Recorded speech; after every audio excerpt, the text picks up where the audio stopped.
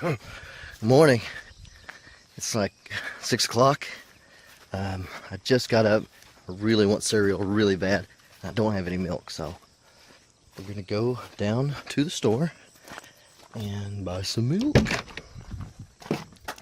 And let's see if I can get this thing just set up. So, set up late last night, working on the comic. It actually only took like an hour and a half, which usually it takes like 5 hours, but got the comic finished. Getting close to having to make a decision on the comic, like which way is this comic gonna go, you know, because it's gonna have a split path between a couple ideas that I want to do. It has to do with Nick. I'm gonna better put the seatbelt on. I don't know if I want to have it to where she there's two possible things that have been going through my head probably for the past like year, and it changes the story whichever way it goes. Number one, so I want to give her like like either a special power or like a handicap. One way would be she gets her arm like transformed into like a robot arm. Like the way it would be drawn would be almost like Bender's arm, like on Futurama, except for it could transform and do things like, you know, it's a buster cannon, you know, it's regular fingers at the end of it. It's got like a sword or a rocket punch, you know. So it could go that way. And the way for her arm to be turned into like a robotic arm would be, you know, like there's a machine that kind of does what Dr. Robotnik does. Dr. Robotnik, you know, turned animals into robots. So there's like this machine that magically transform, you know, biological things into mechanical things. So it's like there's this machine and her arm, or she got thrown almost into the machine, but only her arm got in it, and it came out as a robotic arm. The other way would be Nick somehow gets transformed into a child, like a kid Nick. I'm not sure how to use that yet, though.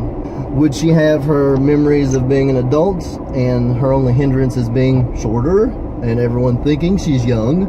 Or would she actually, you know, kind of like her entire body and mind gets, you know, reversed back into like this child state to where she doesn't remember Nos or anything, their adventures or anything like that.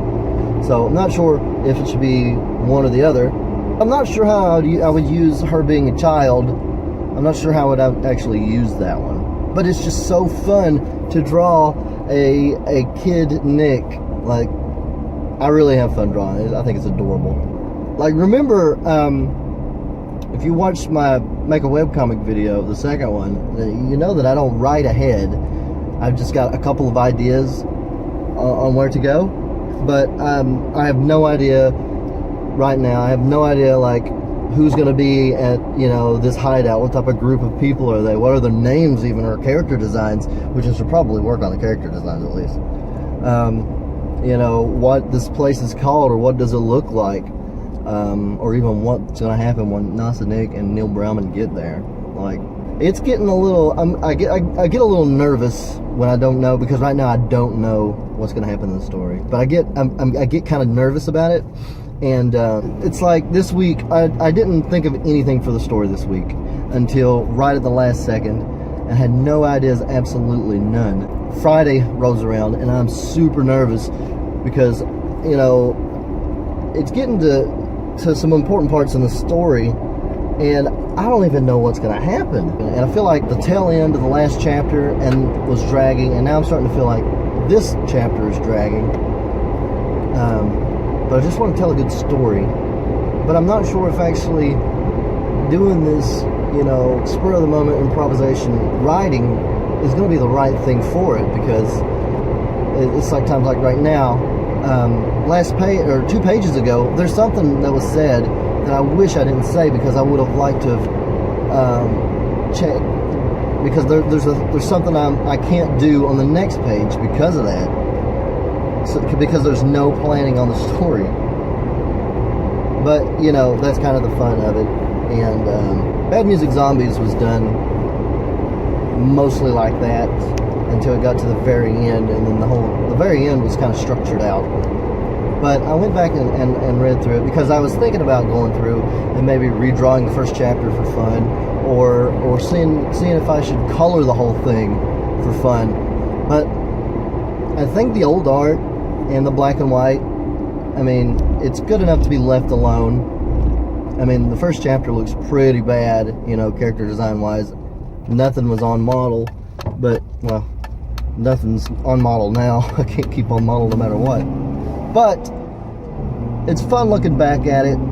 It was 2011 when I started the comic, but it's fun looking back at Bad Music Zombies for what it is, you know, an improv comic, and it has a whole lot more game references than Super Deathface has. But I don't know what I'm getting at here. I wanna start going to conventions, printing some comics out, printing some fan art out as posters. I don't even know if they're open. I just want milk. Oh, this totally looks closed.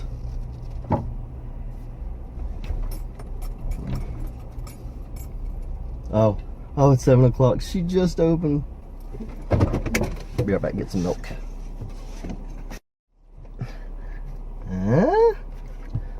Now it's time to head to the house and eat a bowl of cereal. You remember E3, right? You know, Final Fantasy VII, you're getting a remake. So, Neil Browman has this this group, right? It's I was thinking of naming it Avalanche instead of Avalanche. Like you would get that reference from Final Fantasy VII. And he's gonna have a group of people, and I'm just ruining the references and the jokes right here. But anyways, he would have the group of people. Oh, I want to use the names Jesse, Biggs, and Wedge. Just some Final Fantasy references would be good. I haven't used many video game references in Super Deathface, and I feel like that was the only thing that made Bad Music Zombies funny, was because of the references. Because I don't feel like I'm very good at comedy. Like, it feels like the way I use comedy is a cheap trick. Like, oh hey, remember that? That's like Mario. That part was, you know. That's all right. But I can't write jokes, like good jokes. Like, I know that you gotta have a setup and a punchline and some other third thing that I don't know because I don't make jokes nicely. But I should probably try to take an improv class or something. Maybe that would help me not be awful at it.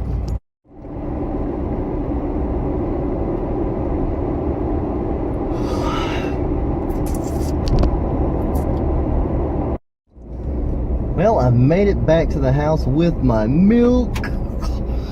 I am super hungry and super stoked to eat some Captain Cut the Roof of Your Mouth Up Crunch. Hey, thanks for watching this time-lapse video.